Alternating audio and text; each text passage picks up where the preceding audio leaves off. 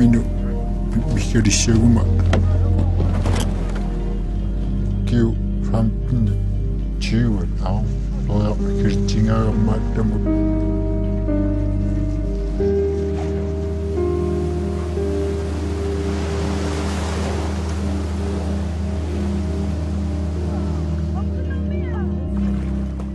Well, where they are located is very simple. Thule is the northernmost place in Earth where people live. It's up in the north of Greenland. And Tuvalu is a small island state in the Pacific. And, well, what the places tell us, it's, you know, as a child I was intrigued by these two places, but for other reasons. I was always watching Thule. I like to make travels on a map, and I was looking for the coldest place because it was scaring me. But I like to be scared, so I found Thule. I imagined, how do people live there? That was fascinating for me. And one day I was also looking for a place which is, because I never understood what is the datum line in the world. And I thought maybe there is a place on the datum line. And I had a bad map. And on this bad map, Tuvalu was on the datum line. So since then, I had a name for the datum line, which was Tuvalu. Instead, if you watch exactly on a good map, it's not exactly on the datum line.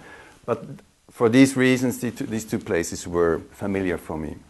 And that's why when they came to the media, because of their experience they make with the climate warming, like in North Greenland, the ice is melting away, and in Tuvalu, the water is rising. So these two places became one word for me.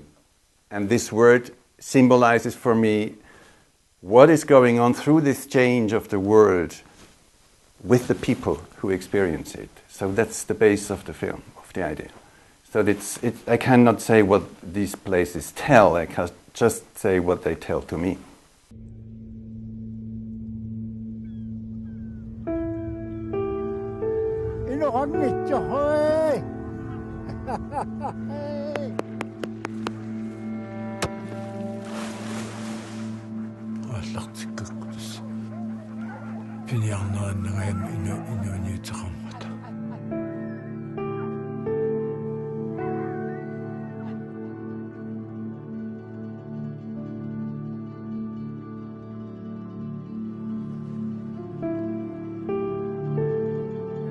Katerina, she is my most preferred editor. We had made my other film, Max Frisch, Citoyen. It was a great experience with her, and it was, I never asked anybody else. Then Katerina came, and then after a certain time we realized we do not really advance. We don't find the solution. And at the same time, she had planned to emigrate to Argentine for 10 months. So there was a moment when it was clear in 2 weeks she will leave anyway. We should have finished the film, and we didn't. But in the same times, we were at a stage where we were stuck. We couldn't, and it's not a question of blaming one the other. We just realized we don't know. It's not yet good, but we don't know how to make it good. So she proposed, look, you have to take someone else. And it was painful for me, but she was right. Then I made a break. I went through the whole footage again, totally alone for 1 month. And we looked for another editor, and then based on what we had done with Katerina and what I had done in the meantime, we re-began. And then finally we found a way. And I can say that what Katerina did was actually, looking back, what she has done is the base. She had created the base for the film, but we couldn't finish it together. And certainly, maybe, even if we are too long now, but for you, question before, how to bring things together. At the end, the solution was, I have totally to watch to the people. I have to tell their story, not mine. It's difficult to know that, because sometimes you think, if you want to make an authentic and subjective film, you have to bring yourself in, but how? So my films, when I say I, don't work. I see other films, they say I, and they work fantastically. And I found in this film, it started to work when I decided I tell exclusively the stories of the people in front of the camera and even no comment. That's when we started to be in the right mode and could tell the story.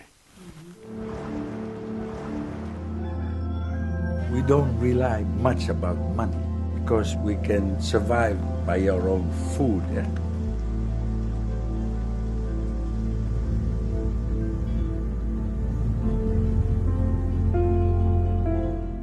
I don't make films to change the world. I don't make films to save the world. I am a contemporanean living being, observing what's going on. I'm curious on many, many things, and I like to tell about that. I like to make films that invite people to fall into their own thoughts. I don't want to teach them, and I don't want to save anything. But I think this setting of the world, which is really transforming its surface, I'm even not interested about our guilt or not guilt. That's not the point. It's going on, and many things happen. And in this process, I take a little extract, and I observe people how they live this transformation.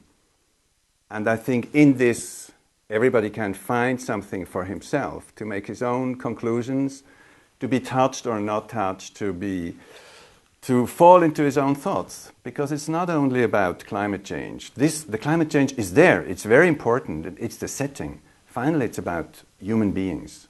What are we? How do we live? How do we live in front of changes? What does it mean for us, for our identity, for everything, for our feelings? So that's how I like to tell. I don't want to stop the climate change with a film. That's not the task of making film. Does it look the same?